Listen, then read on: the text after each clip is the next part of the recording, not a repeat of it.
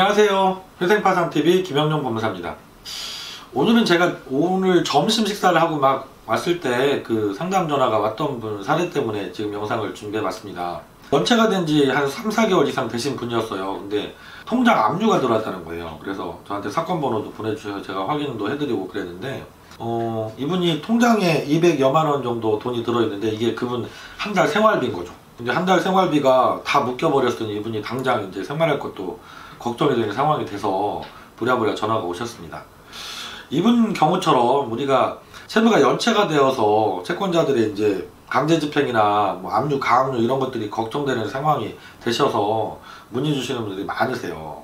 그럼 우리가 이 강제집행 채권자들이 들어오는 것을 어떻게 하면 좀 효과적으로 막을 수 있을까, 그 부분에 대해서 오늘 설명을 드려보려고 합니다.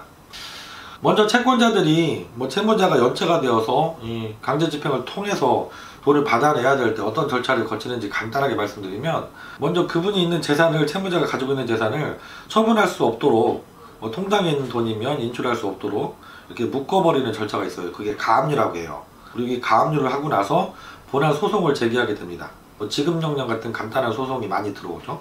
그래서 판결을 받게 되면 그 다음에 본 압류를 하게 돼요. 압류 절차를 통해서 부동산 같으면 경매를 들어갈 수 있는 거고, 은행에 있는 통장 아니면 급여 이런 것들은 추심을 할 수가 있게 되는 거죠. 그래서 채권자가 이제 돈을 찾아가게 되는 절차를 거치게 됩니다. 세 단계, 가압류, 소송, 그리고 압류, 이 단계를 거쳐서 채권을 추심하는 절차를 거쳐요. 근데 이거를 막는 가장 좋은 방법이, 내가 채무를 변제를 해서 해결할 수 있다고 하면 가장 좋겠지만 그게 불가능한 상황이 되셨다고 하면 제일 좋은 방법은 개인회생을 빠르게 준비해서 신청하시는 거예요. 개인회생을 신청하시면 개인회생 제도 중에 금지명령이라는 제도가 있거든요. 이게 이름이 금지명령이잖아요. 어떤 것을 금지시켜 주느냐, 첫 번째는 채권자의 독촉을 금지해 줍니다. 변제를 채권자가 받거나 채무자에게 변제를 요구하는 행위 일체를 다 금지를 시킵니다. 그리고 두 번째로 가압류나 가처분, 강제집행 절차를 다 하지 못하도록 금지를 시켜버립니다. 그러니까 채무자는 그때부터는 금지명령을 받고 나면 채권자가 압류, 가압류 들어올까 봐 걱정하는 일이 없어진다는 거죠. 그러면 우리가 개인회생 신청만 하면 모든 사람이 다 금지명령을 받을 수 있느냐? 이건 근데 아니에요. 개인회생을 남용한다고 보이는 경우, 예를 들어서 개인회생 절차를 여러 번 신청했다가 중간에 폐지당하거나 취하를 하고 이렇게 반복적으로 한다던가, 아니면 이분이 대출을 받은 시점이 다 최근이에요. 최근 몇 달 사이에 막 대출을 받았는데 그 대출금의 사용처가 도박이라든가 사치, 낭비, 유흥 이런 쪽에 많이 쓰셨다던가, 이러면 금지명령을 안 내주고 기각을 시킬 수가 있습니다. 그래서 개인회생을 신청했다고 다 금지명령을 받고 압류, 가압류 걱정해서 해방되는 건 아니에요. 그러면 두 번째로 개인회생 금지명령을 내가 받지 못했다면 채권자가 그 뒤에 압류나 가압류가 바로 들어올 수 있느냐? 이게 실무상에서는, 법률상으로는 가능한 일이지만 실무상에서는 실제로는 거의 하질 않습니다. 왜냐하면 처음에 말씀드린 것처럼 채권자가 채권 추심하는 절차는 3단계나 거쳐야 돼요. 근데 이 3단계를 거치려면 시간이 보통 3-4개월 이상 길게 걸릴 수밖에 없어요. 그런데 우리가 개인회생 절차에서는 금지명령 다음에 받게 되는 결정이 개시결정이라는 게 있거든요. 근데 개시결정을 받게 되면 금지명령을 못 받았던 분도 개시결정의 효과에 금지명령 효과가 따라오게 되어 있어요. 그래서 이 채권자가 3단계의 절차를 다 거치는 시간보다 개시결정을 받는 시간이 사실은 일반적으로 훨씬 빠르거든요.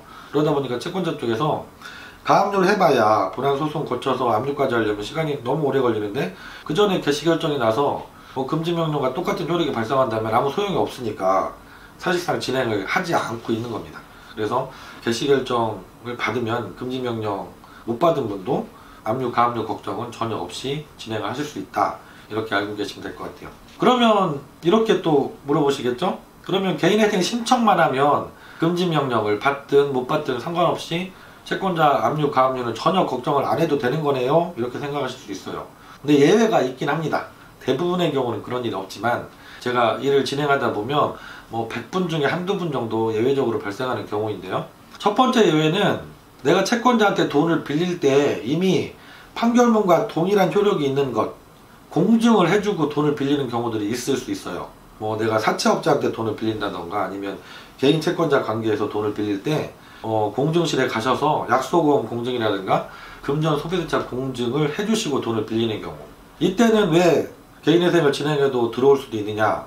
가압류나 소송 절차가 필요 없어지거든요. 공중문서가 있으면.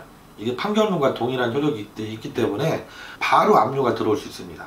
그러면 내가 통장에 돈이 들어있다면 채권자가 빠르게 압류 조치를 하고 돈을 추심해 가면 그거는 가능하기 때문에 들어오는 경우들이 가끔 있습니다. 그리고 두 번째로 내가 개인회생을 신청하고 금지명령을 받았을지라도 그 전에 이미 조치가 들어오는 경우, 개인회생을 좀 너무 늦게 신청하는 경우 이런 일이 생길 수 있어요. 보통 채권기관에서는 채무자가 연체가 되고 처음에 한 달 정도는 보통 뭐 독촉 전화를 한다던가 아니면 독촉 문자를 보낸다던가 독촉장을 보낸다던가 이런 방법으로 채권 추심을 시도해 보죠. 그래도 안 되는 경우에 보통 가압류 들어가고 뭐 지급명령 같은 소송 절차도 진행을 하고 이렇게 들어갑니다.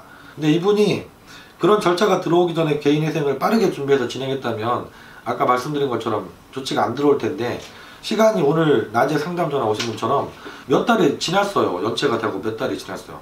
그럼 그 사이에 이미 가압류가 들어올 수도 있고 그 다음에 지급명령 같은 소송 절차가 진행돼서 이미 판결문이 나와 있을 수도 있습니다. 그러면은 오늘 그분처럼 압류가 미리 들어와 버릴 수가 있는 상황이 생길 수 있죠.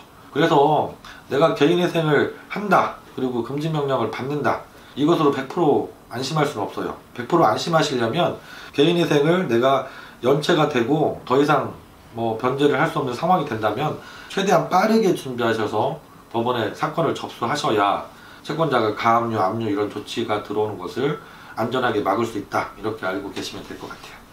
네, 오늘은 가압류, 압류 이런 채권자의 법 조치를 막는 가장 확실한 방법, 최대한 빠르게 개인회생을 준비해서 접수하시는 거, 이게 가장 확실한 방법이라 말씀을 드렸습니다.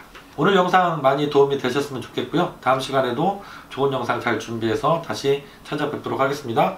김영용 법무사였습니다. 감사합니다.